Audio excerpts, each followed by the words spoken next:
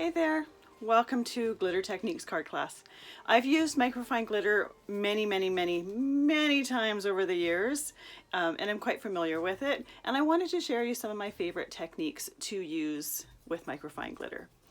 You could also use a fine glitter or a chunky glitter. You're just going to get a little bit different look than the samples in the class.